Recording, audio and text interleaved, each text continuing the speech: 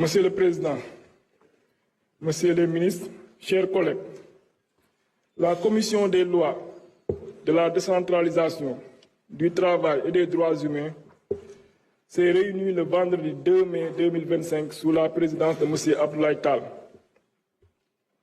président de la dite commission, à l'effet d'examiner le projet de résolution portant mise en accusation devant la Haute Cour de justice de M. Ismaïla Madior Fall, ancien ministre de la Justice, garde des Sceaux. Ouvrant la séance, Monsieur le Président a précisé que les membres de l'Assemblée nationale faisant partie de la Haute Cour de justice ne prennent part ni au débat ni au vote sur la mise en accusation. Conformément aux dispositions de l'article 18 de la loi organique numéro 2002-10 du 22 février 2002 sur la Haute Cour de justice. À cet égard, il a rappelé les 8 collègues membres titulaires de cette haute cour, à savoir M. Alioune Ndao, Mme Ramatoulaye Bodian, M. Yunga Dione, M. Amadou Ba numéro 2, Mme Roki Ndiaye, M. Mohamed Aïb Salim Dafé, Mme Daba Wanyan et M. Abdou Mbow. Concernant les 8 membres suppléants, il s'agit des collègues suivants: M. Sambadang, Mme Oulimata Sidibé, M. Elaz Ababakar Tambedou, Mme Fatou Diop Sissé, M. Mouramani Kaba Diakité, Mme Marie-Hélène Dauphin Diouf, M. Maya Bembaye, Mme Fatou Sow. Monsieur le Président a ensuite informé que le président de l'Assemblée nationale a été saisi par M. Ousmane Diagne, ministre de la Justice, garde des Sceaux, par lettre en date du 14 avril 2025 ayant pour objet la poursuite pénale à l'encontre de M. Ismaïla Madior Fall, ancien ministre de la République. Cette correspondance a fait état d'une enquête qui a été conduite par la division des investigations criminelles relativement à des malversations commises sur une partie de l'assiette foncière initialement affectée au projet de construction du palais de justice de Pikine-Guédiawaye. La dite enquête a révélé une implication de l'ancien ministre de la Justice, garde des Sceaux, Ismaïla Madior Fall, dans des faits présumés de corruption et de concussion. En effet, le directeur des constructions du ministère de la Justice à l'époque des faits, entendu par les enquêteurs, a précisé qu'une surface de 2075 m² était réservée à la construction du centre de surveillance électronique, tandis qu'un terrain de 8800 m² avait été attribué au promoteur immobilier chargé de la construction de l'infrastructure. Le directeur a soutenu avoir été sollicité par le ministre de la Justice, Ismaïla Madior Fall, qui lui avait demandé de trouver un promoteur immobilier capable de lui réaliser des projets d'utilité publique sur la partie inoccupée de la surface attribuée au palais de justice Pikine-Guédiawaye. Poursuivant, le directeur affirma que le ministre avait privilégié pour le règlement des prestations offertes par le promoteur immobilier la datation en paiement. Entendu par les enquêteurs, le promoteur immobilier a indiqué avoir été convaincu par le directeur des constructions qui l'a conduit au bureau du ministre où ils ont tenu une réunion tripartite à l'issue de laquelle 2 accords ont été conclus. La construction d'un centre d'accueil pour enfants à Liberté 6, la superficie de 373 m² devrait abriter le bâtiment dont les coûts étaient estimés à 375 millions de francs CFA. En guise de paiement, le promoteur allait recevoir en datation en paiement un terrain d'une superficie de 1000 m² situé dans la même zone.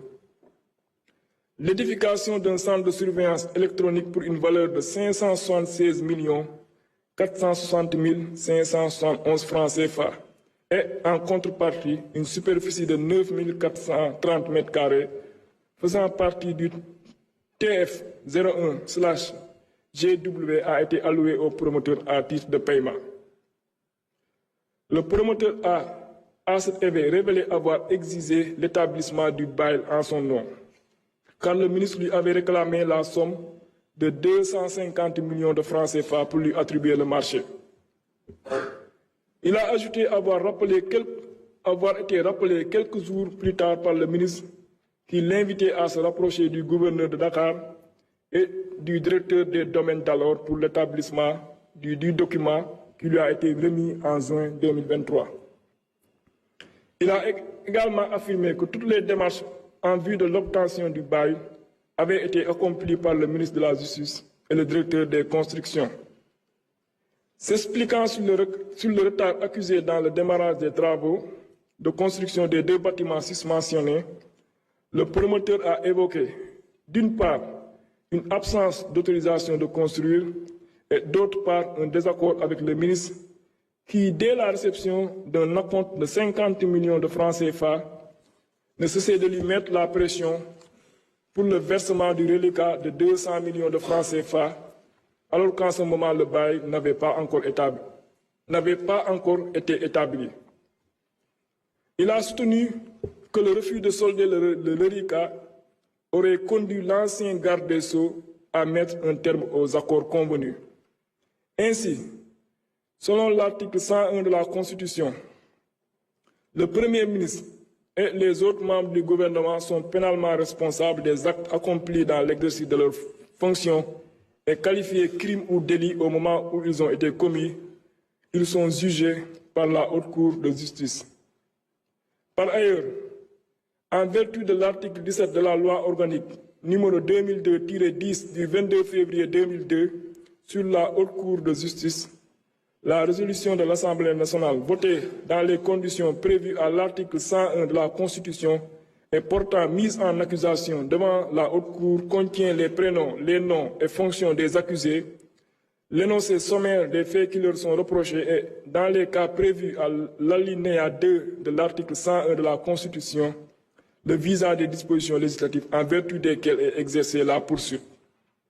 À l'issue de l'enquête de police portant sur l'assiette foncière affectée au ministère de la Justice pour la construction du tribunal de grande instance de Pikine-Guédiawaye, des présomptions graves et concordantes de corruption passive et de concussion pèsent sur l'ancien ministre Ismaïla Madior Fall, faits prévus et punis par les articles 156, 157, 159 et 160 du Code de procédure pénale. Sous le bénéfice de ces considérations, Monsieur le ministre de la Justice, garde des Sceaux, sollicite, conformément aux dispositions citées ci-dessus, sa mise en accusation devant la Haute Cour de justice. Prenant la parole, certains commissaires ont regretté l'absence du ministre de la Justice Ousmane Diagne, qui devait prendre part aux travaux afin de répondre aux interpellations des députés. Selon eux, la demande transmise par le garde des Sceaux semble être légère puisqu'elle s'est fondée sur de simples dénonciations de faits présumés de corruption émanant d'une tierce personne qui se révèle être le corrupteur.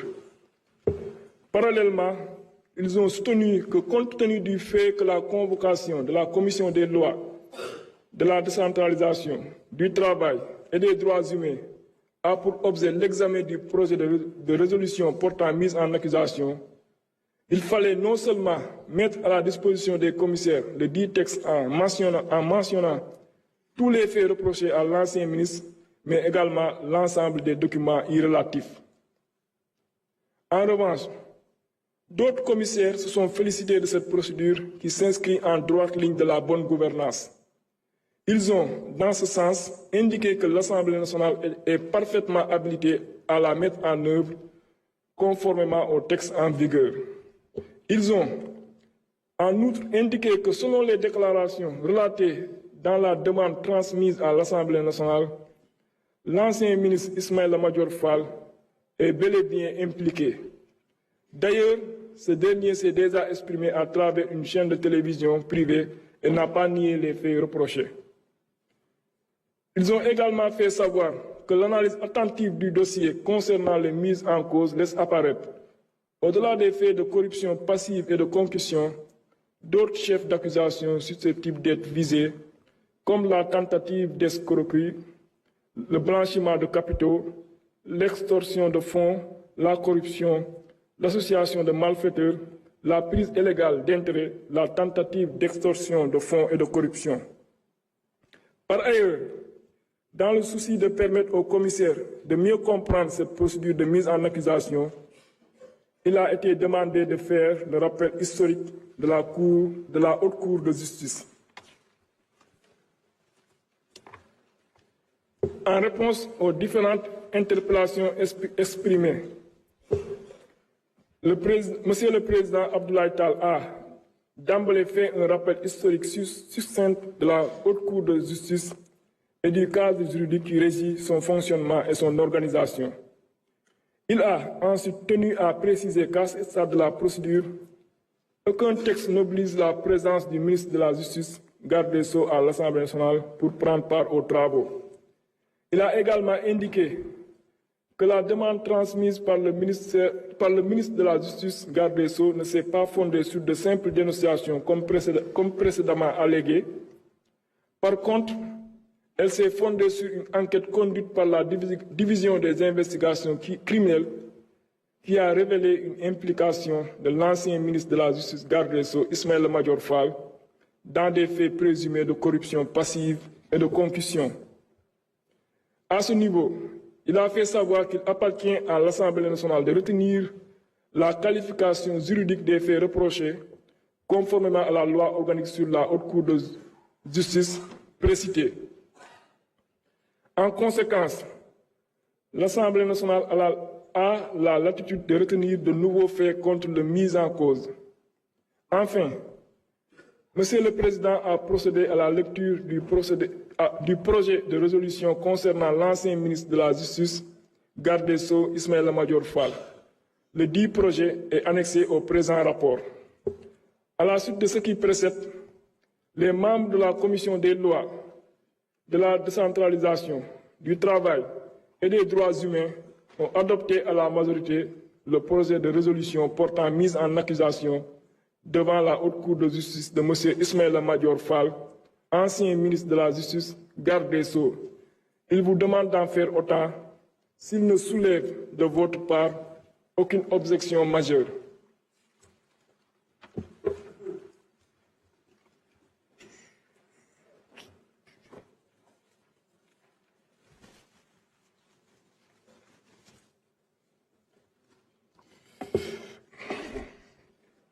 Je m'en vais lire le projet de résolution. Projet de résolution portant mise en accusation devant la Haute Cour de justice de M. Ismaïla Madior Fall, ancien ministre de la Justice, garde des Sceaux.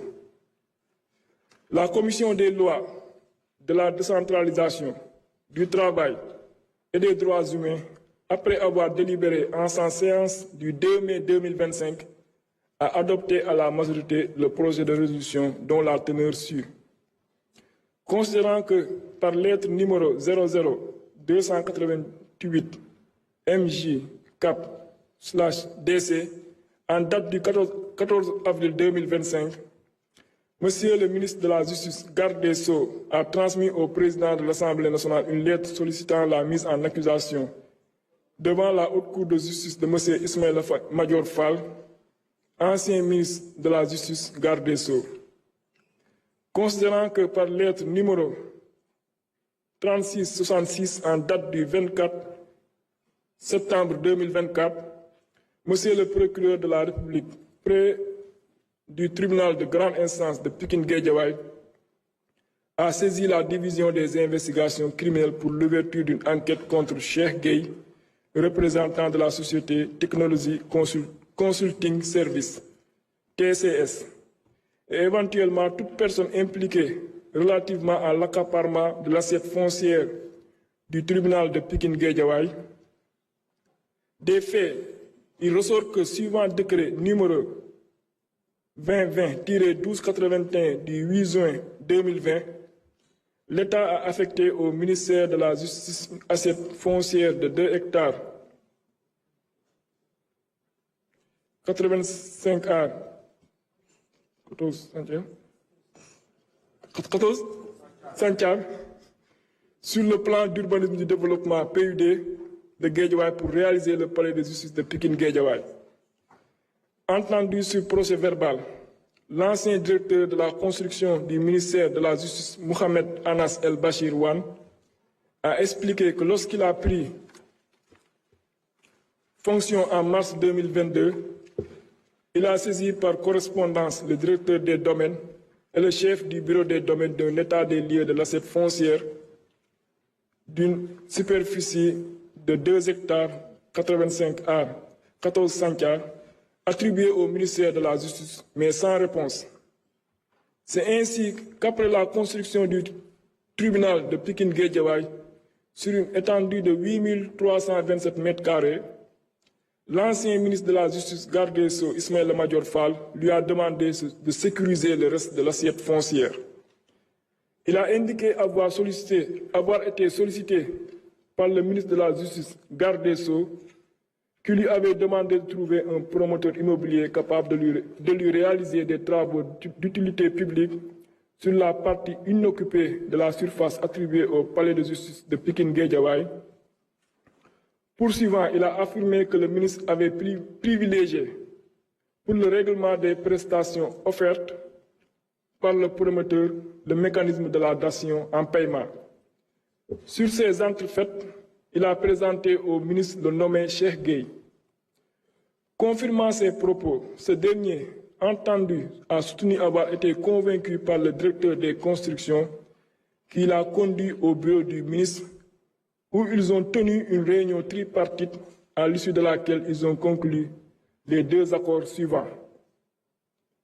La construction d'un centre d'accueil pour enfants à Liberté 6, la superficie de 373 mètres carrés devrait abriter le bâtiment dont les coûts étaient estimés à 375 millions de francs CFA.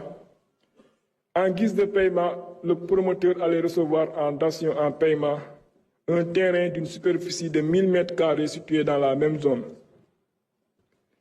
L'édification d'un centre de surveillance électronique pour une valeur de 576 460 571 francs CFA. Et en contrepartie, une superficie de 9 430 mètres carrés faisant partie du TF 01/GW a été allouée au promoteur à titre de paiement. Il a précisé avoir exigé l'établissement du bail en son nom, car le ministre Ismaïla Madior Fall lui avait personnellement réclamé la somme de 250 millions de francs CFA contre attribution des marchés. Sans désemparer, il a remis à ce dernier un acompte de 50 millions de francs CFA en espèces dans son bureau en présence de son directeur des constructions, Mohamed Anas El Bachir Wan. Ce dernier, entendu lors de l'enquête, a confirmé les déclarations du promoteur Cheikh Gueye en reconnaissant qu'il y a eu des discussions entre Cheikh Gueye et Ismaïla Madior Fall relativement à un montant que devait débourser le premier nommé pour la signature du contrat de construction du centre de surveillance de bracelets électroniques. Il rajoute avoir été témoin le jour indiqué par le promoteur de la remise effective par Gueye d'une somme d'argent en espèces à l'ancien ministre de la Justice, garde des Sceaux Ismaïla Madior Fall, dans son bureau. Il ajoute avoir rappelé quelques jours plus tard par le ministre,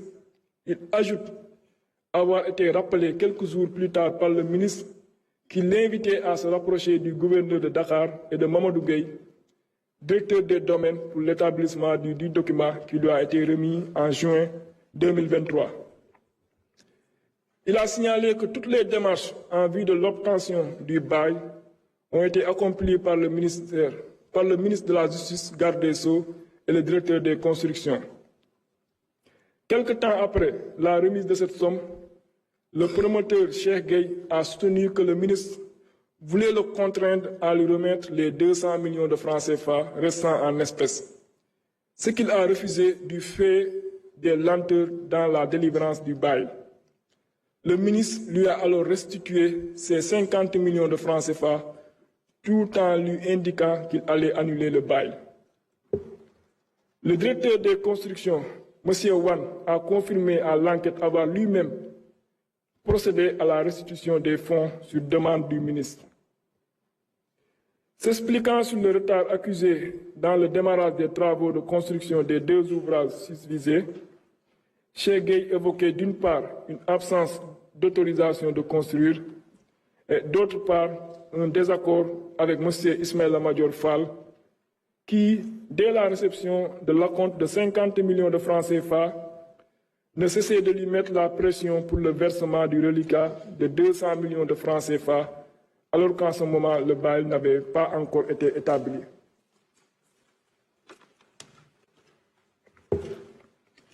Il a soutenu que le refus de solder le reliquat a conduit l'ex-ministre de la Justice, garde des Sceaux, à mettre un terme aux accords convenus. Il résulte de l'enquête de police portant sur l'assiette foncière affectée au ministre de la Justice, garde des Sceaux, pour la construction du tribunal de grande instance de Pikine-Guédiawaye, une violation manifeste du Code des marchés publics. En effet, en attribuant les marchés de construction au promoteur Cheikh Gueye, en gré à gré, sans appel d'offres, le ministre de la Justice, garde des Sceaux, Ismaïla Madior Fall, a délibérément violé les articles 6, 54 et 77 du Code des marchés publics. Mieux, il y a eu une volonté manifeste de cacher ces marchés, car le même DAGE du ministère de la Justice au moment des faits, M. Abdoulaye a soutenu ignorer totalement leur existence. Par ailleurs, en usant de la dation en paiement comme mode principal de rémunération du promoteur Cheikh Gueye, le ministre de la Justice, garde des Sceaux, a délesté le patrimoine foncier du ministère en violation du décret numéro 2020-1281 du 8 juin 2020 portant affectation de l'assiette foncière. En procédant ainsi, le ministre a en outre violé l'article 24 du Code des obligations de l'administration qui définit les principes fondamentaux de l'efficacité de la commande publique, le tout sans préjudice des fautes pénales par lui commises.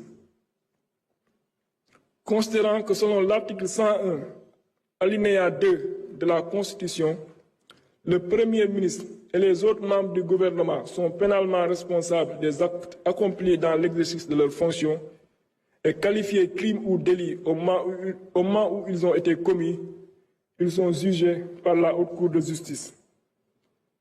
Qu'en vertu des dispositions de l'article 17 de la loi organique numéro 2002-10 du 22 février 2002 sur la Haute Cour de justice, les poursuites sont exercées suite à une résolution de l'Assemblée nationale votée dans les conditions prévues à l'article 101 de la Constitution et portant mise en accusation devant la Haute Cour de justice.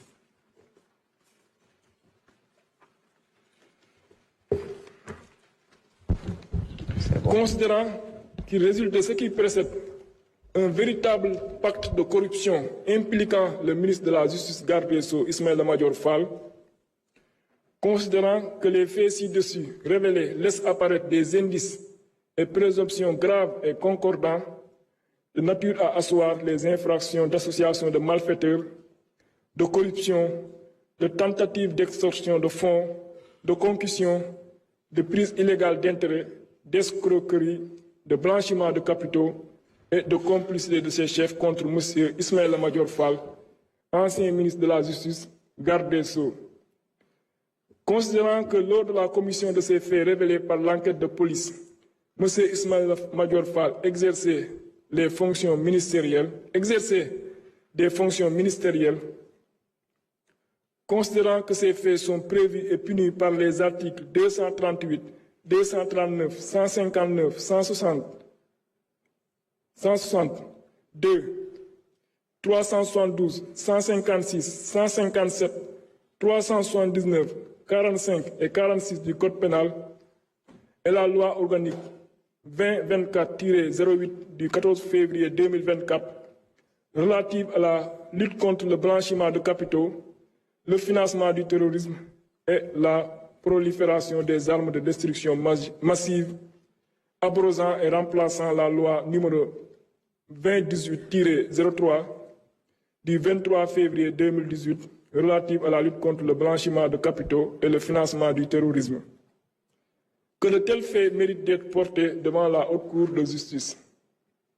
Décide de la mise en accusation devant la Haute Cour de justice de M.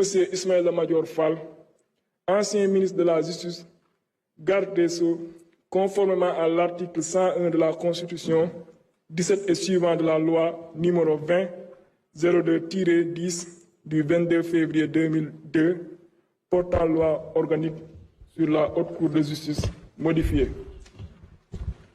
Merci beaucoup. Nous allons laisser à l'honorable Ousmane Diouf le soin de nous lire le rapport concernant notre collègue Salimata Diop. L'ordre du jour